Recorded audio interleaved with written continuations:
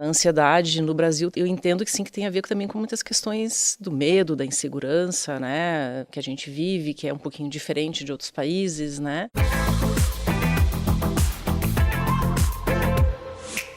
Olá, eu sou o Jorge Alves Júnior e está começando mais um UXplay Podcast, nosso espaço de conversa com quem entende do assunto.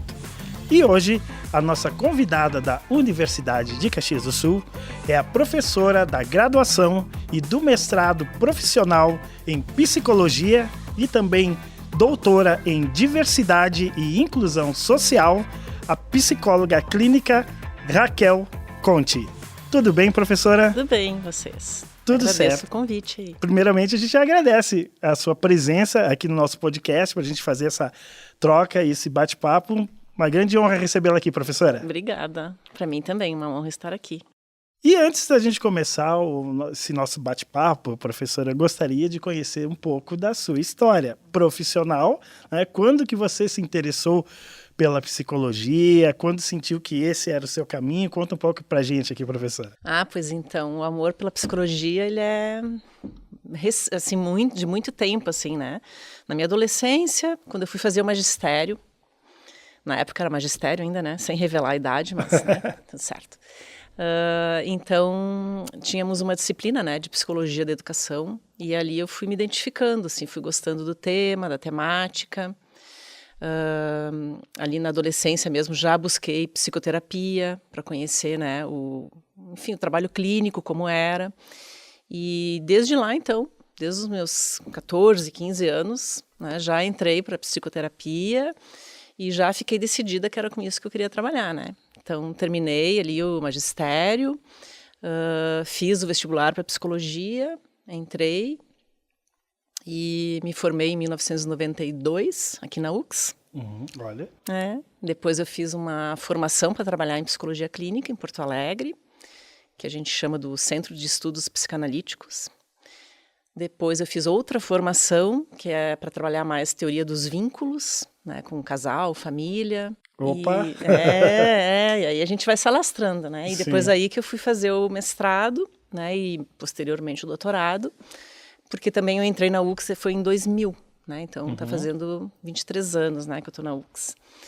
E aí também, né, sempre foi uma carreira, né, desde o início, que eu tinha já optado lá no magistério, né? Então também sempre gostei, né, da questão de dar aula.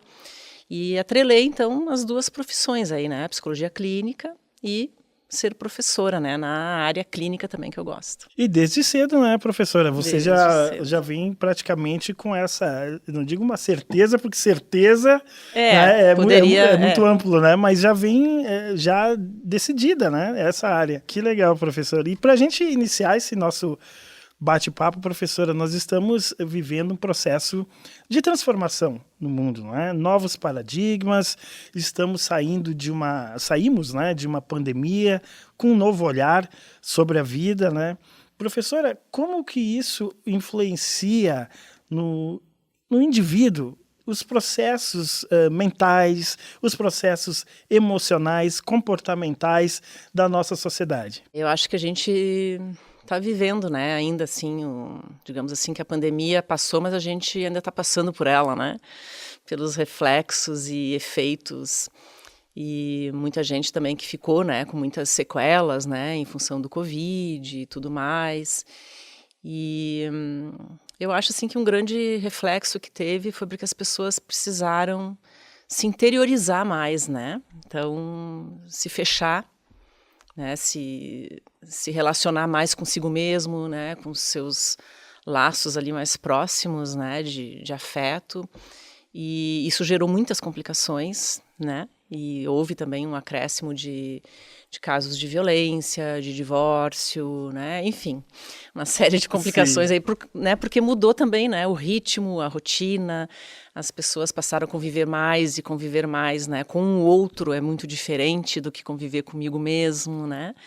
Então, a gente teve aí muitos reflexos nesse sentido também, né, que as pessoas ainda estão, digamos, se encontrando em função também, né, do que aconteceu durante, né, a pandemia aí, né. E acho que também as pessoas hoje, elas estão assim buscando, né, bastante ajuda em função das mudanças que houveram, né, em termos da rotina, do estilo de vida, trabalho, né? Muitos ficaram no trabalho online, né?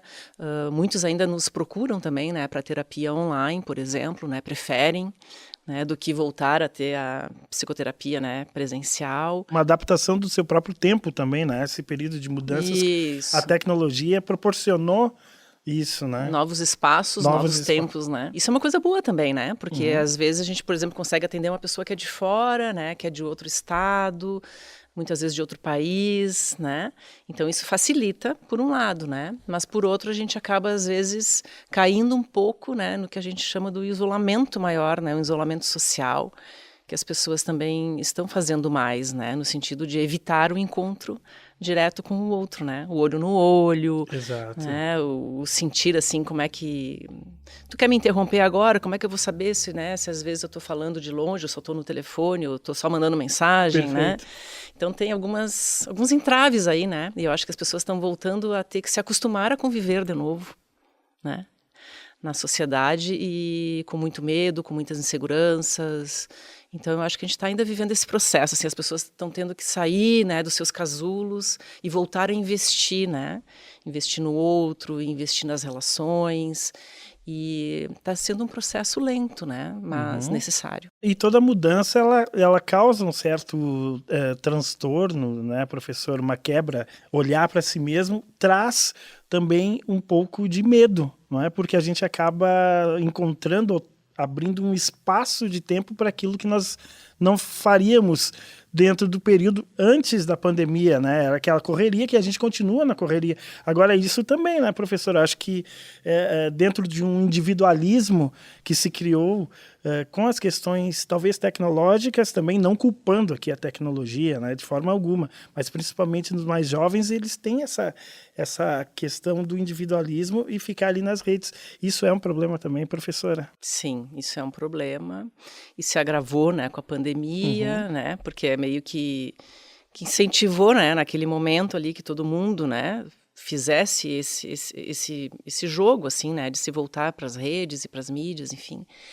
E quem tinha já a tendência, né, da timidez, né, quem tinha algumas questões mais difíceis, assim, na relação com o outro, acabou também se aproveitando, digamos, né, desse momento para, né, investir mais ainda nessas relações com as mídias, com as tecnologias, e hoje também não estão conseguindo retornar, né?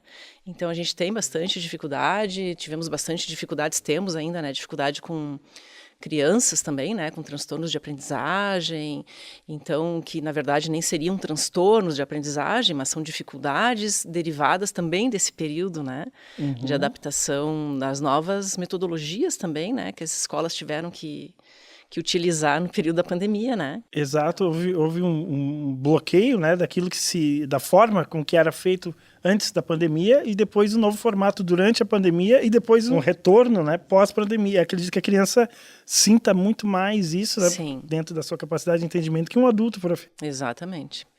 Para ela é tudo muito, muito novo, né, muito diferente. Sim. Então estava ainda crianças recém às vezes entrando na escola, né, tendo que aprender a se adaptar, né, na relação com o outro, aí faz aquele retrocesso, volta para a família, né?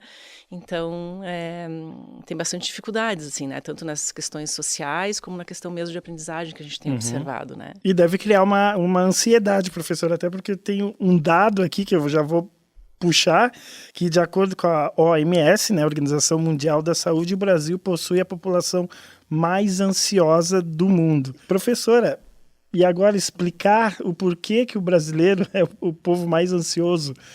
Como definir isso? Existe um porquê, professora? Eu não saberia assim, te dizer assim, porquê que no Brasil, né, assim, da onde vem esse dado, assim, né, porque na verdade isso depende, eu acho, muito de vários fatores, mas a ansiedade no Brasil eu entendo que sim, que tem a ver também com muitas questões do medo, da insegurança, né, que a gente vive, que é um pouquinho diferente de outros países, né? Econômicas, né? Estruturais, e sociais, também de segurança mesmo, né? Pública, né?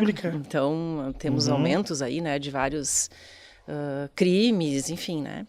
Então, a questão da violência também é alta, né, no Brasil. Então, acho que tem vários desses fatores, assim, né, sociais e relacionais aí que contribuem. Mas a ansiedade e a depressão, sim, elas são, assim, as principais causas, né, assim, de adoecimento que a gente tem nos dados da OMS de crianças e adolescentes, né. E a depressão também, né, entrando aí como um dado importante, porque a depressão acaba também levando aí os dados altos que a gente tem de suicídio, né, ou de ideação suicida. Então, é um panorama complicado, assim, né, porque a ansiedade e a depressão, se elas não forem tratadas, elas mais adiante podem complicar, né, com outros quadros patológicos, né, que se cronificam e às vezes fica mais difícil depois do sujeito conseguir, né, buscar um tratamento mais adequado ou então de menor prazo, né? Então acaba se ficando mais longo prazo, né? Então porque é normal hoje a gente falar muito, fulano é ansioso, Beltrano tá em depressão, e a gente quando vai fazer algumas buscas, professor, até para a própria entrevista, nós começamos a ler e começamos a nos identificar com algumas questões, o que é uma linha muito, né, delicada. Mas como que a gente pode saber, né, professor, analisar até que ponto a ansiedade, partindo da questão da ansiedade, depois a gente vai abrindo um pouco mais, prof. É normal você ser ansioso e até que ponto eu digo, não, está na hora de buscar uma ajuda profissional. Me parece um pouco difícil esse entendimento, prof. É difícil, né? A gente costuma sempre falar, né, como eu ministro aula de psicopatologia, a gente sempre conversa ali com os alunos nesse sentido, assim, né, que um pouco de ansiedade é normal, né? Todos nós temos. E isso é bom, porque uma ansiedade, assim, dentro do normal, significa que a gente, por exemplo, está esperando algo, né, de alguma situação que a gente quer se sair bem ou que quer que dê certo, né? Então a gente já vai se trabalhar para se preparar para aquela situação, né?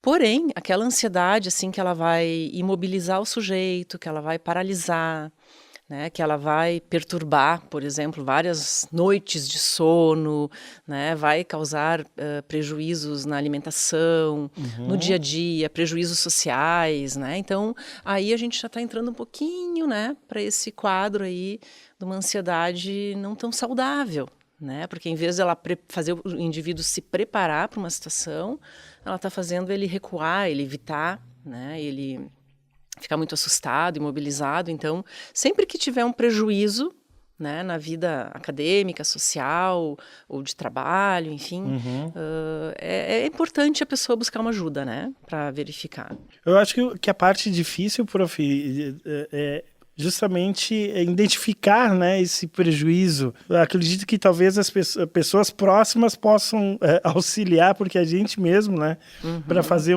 esse diagnóstico, olha, eu estou além dos limites. Eu falo por mim mesmo aqui no programa, né, não tem por que a gente não abrir aqui, porque até que ponto, né, você fica ansioso, até que ponto é normal, né, você se preparar ou estudar, enfim, para um determinado trabalho.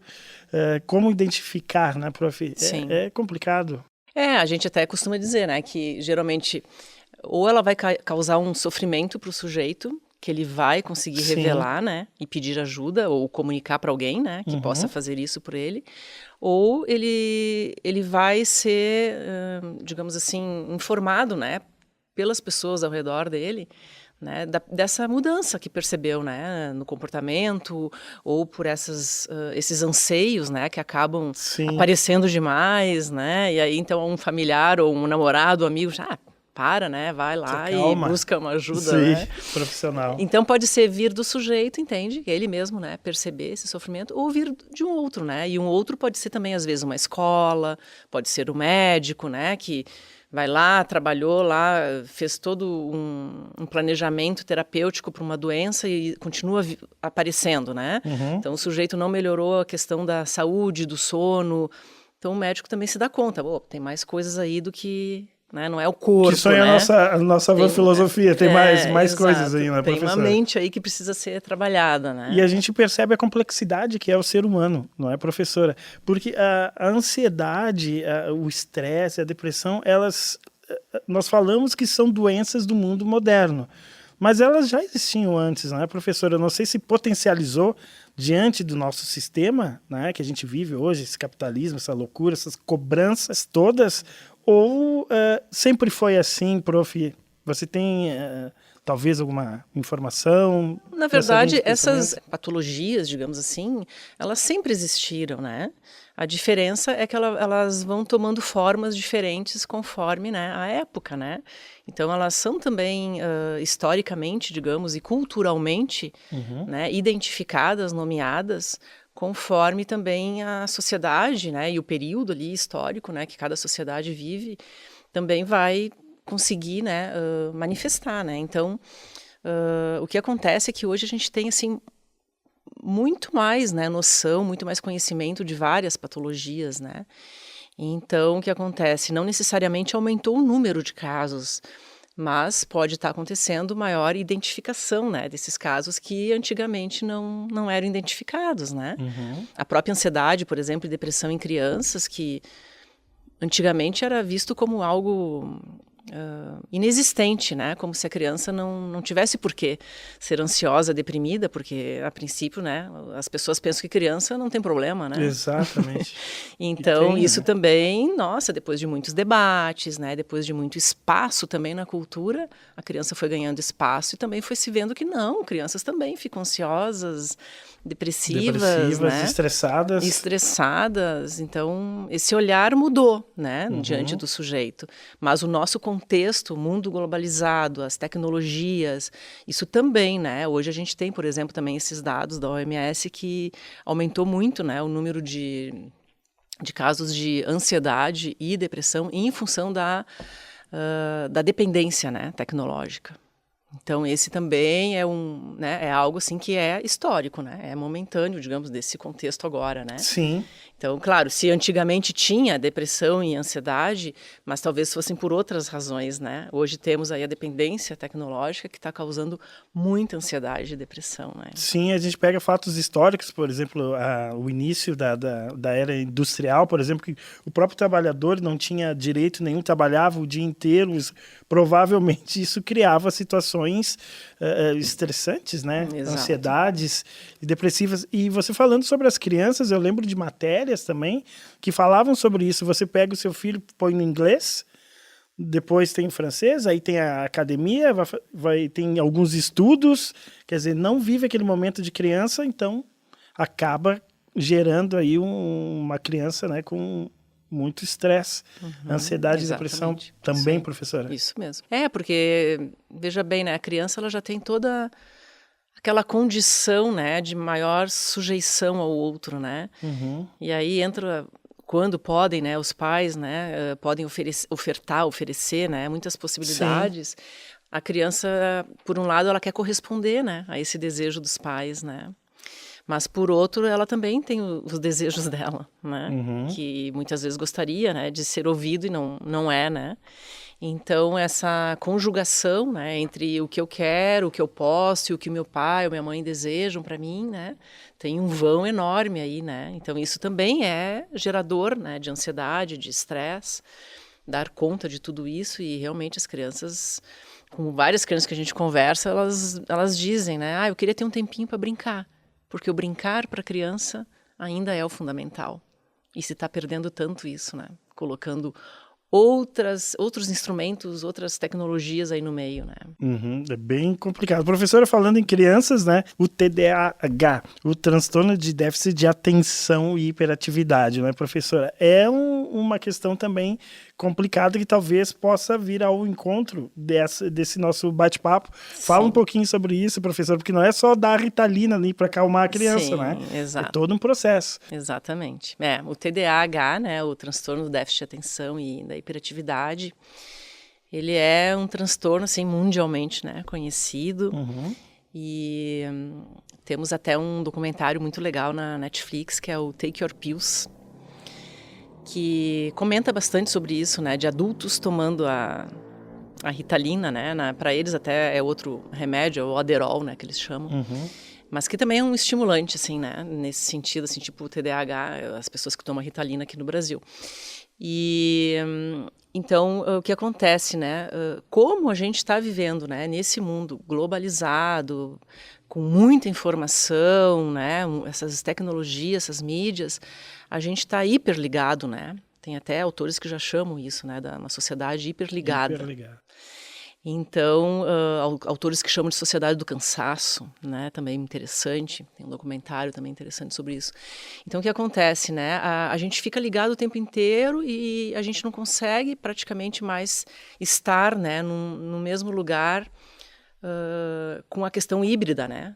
Então, tem o WhatsApp, tem o e-mail, então eu estou aqui, mas estou ali, e estou resolvendo 10 coisas ao mesmo tempo na minha cabeça, né.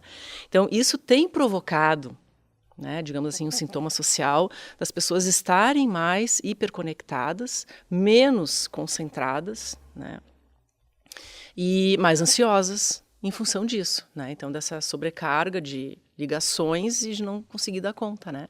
Então a gente tem que ter muito cuidado, né, porque assim como a gente tem mais diagnósticos hoje, as pessoas também rotulam com maior facilidade alguns comportamentos que não chegam a caracterizar o transtorno, né? Então, o transtorno do déficit de atenção e hiperatividade, ele tem toda assim digamos assim, uma dificuldade, né, que o sujeito realmente ele apresenta na hora de conseguir se concentrar, né, e na hora de conseguir prestar então atenção, né, e conseguir não agir com tanta impulsividade e com tanta atividade exagerada, né? Então, tem uma série de critérios que precisariam estar presentes para que ele fosse, né, classificado, digamos, com a desatenção mesmo, né, ou com a hiperatividade, para ele precisar tomar o remédio, né? Porque algumas pessoas não precisariam tomar o remédio, elas poderiam só se reorganizar diferente, né, organizar as suas tarefas, né, desligar o celular, né, por exemplo, organizar a mesa, não ter tantas informações, tantos estímulos e tentar, né, fazer essa reeducação, né, com relação à sua atenção e à sua atividade o tempo inteiro, né, hiperligado. Mas a gente acaba, às vezes, simplificando, né, usando o rótulo. Eu tenho TDAH. Né? Então, dificilmente um de nós hoje não teria TDAH, né? Porque no mundo que a gente está, que a gente vive. Mas se realmente a gente fosse fazer, né, um exame clínico dessa questão de ter que aparecer esses critérios da desatenção, da hiperatividade, que são 5, 6 critérios de 10, por exemplo, né? Se a gente vai usar lá um manual de classificação, né? E teria que aparecer em 2 ambientes, né? Esse sujeito teria que apresentar essas características em vários lugares, né? Então não é tão simples assim, né? E ter várias características? Várias características, não é só uma, né? Então... Sim, porque em uma eu já me identifiquei. Exatamente, né? Uma, 2, né? Então, desatenção, bom, é tão relativo, né? Todo mundo tem desatenção, mas que tipo é a tua desatenção, né? Tu chega a ter prejuízo por causa dessa desatenção, tu perde coisas, né? Tu acaba tendo prejuízo depois na aprendizagem, no trabalho, enfim. Então, tem os critérios, assim, né, que norteiam esses diagnósticos. Então, professora, aqui, né, uma consulta particular aqui diante da audiência pública. É pública, né? É normal você estar em uma palestra, acompanhando, e daqui a pouco dar aquela dispersada no pensamento? Isso claro, é comum? Claro. Opa, e justamente na parte mais importante, às vezes, isso acontece. Claro que é normal, porque tem que ver o estado do sujeito, né? De repente, tu está com 1000 coisas para resolver, né? Com outra preocupação.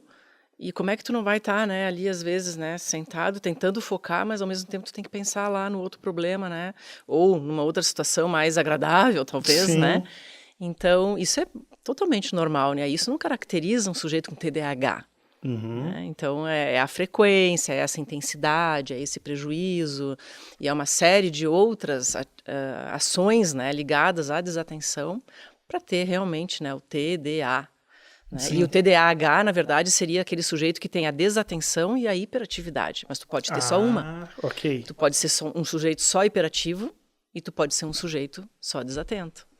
Perfeito. Não necessariamente estão juntas. Estão juntas, olha só, informação importante. Professora, e nós falamos do TDAH na infância, né?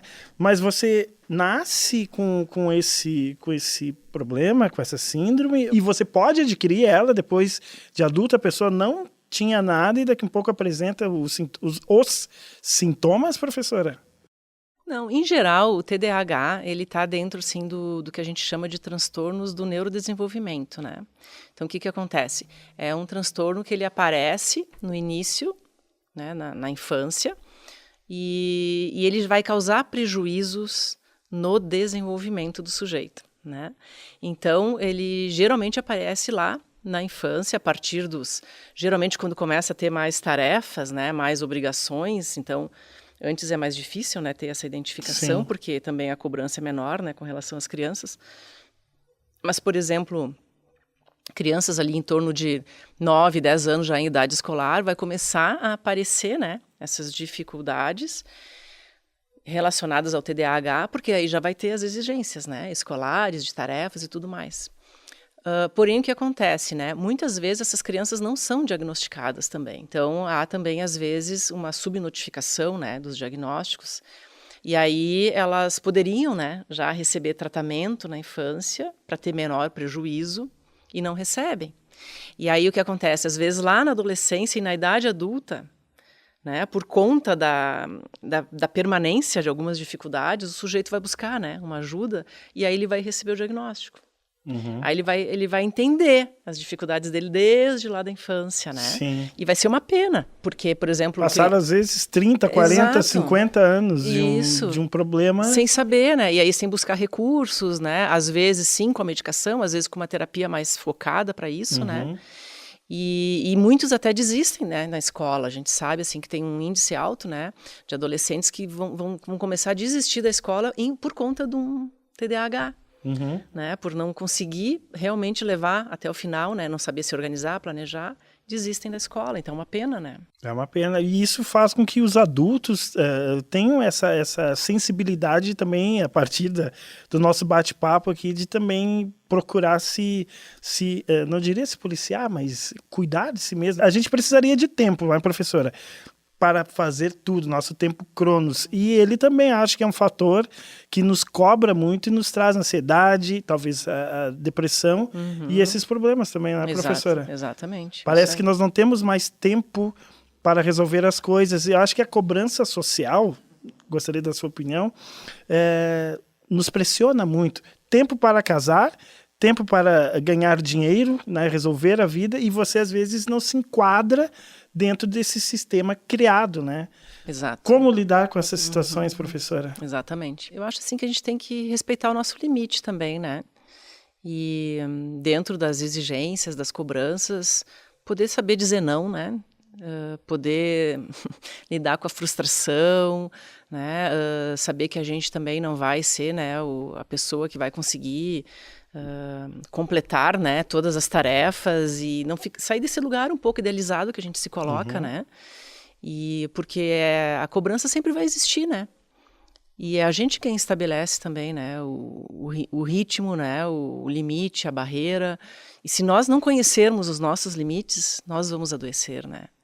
Porque a gente vai ficar querendo responder, né, a todas as demandas e não vamos conseguir, né? Então, os adoecimentos que hoje temos é muito em função disso, né? De querer suprir todas as demandas que vêm, né? Então, até demandas também mesmo da própria momento, assim, né? Da sociedade, esse imperativo que tem, né? De ser flexível, de atender várias demandas, de ser feliz. Então, todas essas imposições aí... Cobranças... Né? Cobranças, externas, né? Exato, até no sentido do que é ser produtivo, do que é ser uma pessoa que está bem na vida, né? E as questões, então, de tem que postar aqui, tem que postar ali, senão tu não está vivendo, senão tu não existe, né? Então, quando tu vê, tu tá enlouquecido, né? Atrás do teu trabalho, da tua vida e ainda do que tu tem que dar conta para os outros, né? E não está vivendo, parece, né? Está vivendo uma ilusão ali. Não está ali. Naquele momento tu não consegue estar ali. Tu te rouba, né, do próprio momento ali em que tu poderia estar aproveitando, né? Está numa matrix, como a gente fala no filme. Mas, professora, você falou uma palavra que me chamou bastante a atenção. A frustração. Parece que estamos fugindo, né, dos sofrimentos. O dizer o não ou receber um não tem causado muitos problemas hoje. A gente vê as crianças principalmente, né, e pais super protetores. Isso também acaba gerando um problema no futuro, né, professora? Porque nós temos que ter as frustrações, né? Precisamos até para nos desenvolvermos enquanto seres humanos e indivíduos que sabem lidar com a situação. Como é que você observa esse momento, professora, também bem delicado? Me parece, falando de uma forma aberta, assim, né? Sem dados estatísticos, mas me parece uma coisa meio que global, né? Não apenas do Brasil, da nossa cidade, enfim. Essa questão né, de não lidar com o não e as frustrações. Fugir de toda forma possível. Sim. Tu falando, estava me lembrando, assim, que tem uns comentários, assim, né, de autores, assim, que fazem mais essa visão, assim, do mundo globalizado, né, que fala sobre essa questão, assim, de que parece, assim, que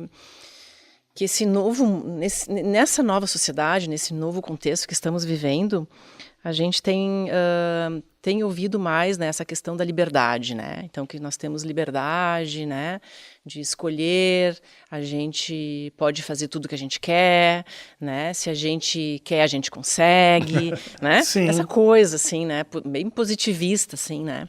E antigamente não, né? Antigamente a gente tinha mais a questão da repressão, né? Extremos, né? Então a gente passou assim de um extremo para outro, sabe? Então o que acontece, né? As pessoas antes elas pensavam mais, né? Antes de dizer alguma coisa, né? Em geral, tô falando, né? Claro que sempre vai ter as exceções. Mas, enfim, tinha uma cultura aí, né, da repressão nesse sentido, de pensar antes de dizer, porque tinha uma consequência, ou porque eu tinha, né, o sentimento de culpa, ou eu teria que lidar depois com isso, né, eu teria que me ver de alguma forma, né. E hoje parece que está tudo muito liberal, né? Digamos assim, essa sociedade neoliberal aí, né? Então, claro que isso também traz consequências, né? Para os sujeitos, no sentido de que as pessoas não respeitam mais os seus limites, os limites do outro, né? Não aceitam mais um não aceitam mais uma regra, uma norma, tudo é questionável, né? Tudo pode ser burlado, tudo pode se dar um jeito, né? Então, isso, claro, tem dificultado bastante, porque temos mais, né? E isso a gente trabalha desde a infância, né, assim, com essa questão das regras, dos limites, Sim. né, são os pais ou os cuidadores que têm que tirar essa criança desse lugar de quem pode tudo, né, de quem quer, ganha, então, né, é os pais com a educação, com a cultura e entrando, né, que vai ensinando aí a criança a ter que abrir mão, a ter que lidar com a frustração, né, tolerar, ter que adiar, né, às vezes uma satisfação que não pode ser momentânea. Então, quando a gente começa a liberar isso, né, satisfaz demais, né, ou tudo pode, a gente depois vai ter aí, né, adolescentes, adultos com dificuldades de aceitar o não, né, dificuldades de tolerar uma frustração, tolerar o outro, né, que é diferente de mim, que tem um tempo diferente, tem um ritmo diferente. Uma construção social diferente, uma cultural diferente, exato. Né, professora? Isso é bem visível e bem presente, bem né? presente. E existe também outras linhas que vão ao encontro, de certa forma, com o que você falou, que também apoiam um pouco, porque dizem que nós também fomos muito presos, né? A gente entrava numa empresa, por exemplo, e ficava lá 30, 40 anos esperando, né, se aposentar, e hoje, principalmente a juventude, não tem essa paciência. Mas, em contrapartida, existe uma crítica de que fiquei 2, 3 meses, ou alguns 6 meses ali, já não tem aquilo que eu quero, estou saindo. É complicado, né, professor? Um desenvolvimento não apenas social, mas de um país. Mudou, né, assim, a cabeça, assim, dos jovens, até porque não existe mais aquela... Caiu muito, né, na pós-modernidade, digamos, né? Caiu muito aquela coisa do... se eu fizer, eu vou ter um merecimento e eu vou conquistar e tá certo o meu lugar, né? Sim. Isso a gente não tem mais hoje, né? Então as pessoas, elas realmente estão balizando muito a vida por isso, né? Eu tô feliz, tá me fazendo bem e eu fico. Né? Não tô feliz, não tá me fazendo bem, caio fora. Isso em tudo, né? Relações, trabalho, enfim. Então, claro que isso acaba, às vezes, tornando, né, o que o Bauman já falava lá, o mundo líquido, né, o amor líquido e tudo líquido, né? Então, esse limite, né, é tão difícil, né, de conquistar, assim, né? Quando é que eu estou desistindo fácil demais e quando é que eu estou tolerando demais uma situação, né, que não é legal para mim ou que não está bem para mim, né? Eu acho que é muito difícil isso, professora. E quando você falou, prof. Raquel, do dizer não, é uma dificuldade para algumas pessoas, né? Sim. E isso aí, às vezes, é um fator importantíssimo para o seu próprio bem-estar mental, digamos. Exatamente, porque saber diferenciar, né, pô, eu não tolero receber um não ou realmente isso tá pesado demais para mim, né, realmente eu não tenho mais o que fazer aqui, eu não tenho mais como contribuir, né, então fica uma coisa assim, o que é birra, né, por não aceitar o não, e o que realmente tem a ver com a minha condição, né, como sujeito. Então, realmente eu acho que é importante essas reflexões, né, voltar um pouco essas reflexões sobre si mesmo, né. Professora Raquel, foi um prazer recebê-la aqui no UXPlay Podcast. Muito importante as suas colocações, né, para a gente ficar atento e prestar atenção no nosso organismo, na nossa mente e dar passos importantes no nosso caminhar, no nosso desenvolver. Muito obrigado, professora. O UXPlay Podcast vai ficando por aqui. Nos acompanhe no YouTube, também no Spotify ou em nossas redes sociais aí no Instagram, @UXPlay. Um forte abraço para você e até a próxima. Até mais!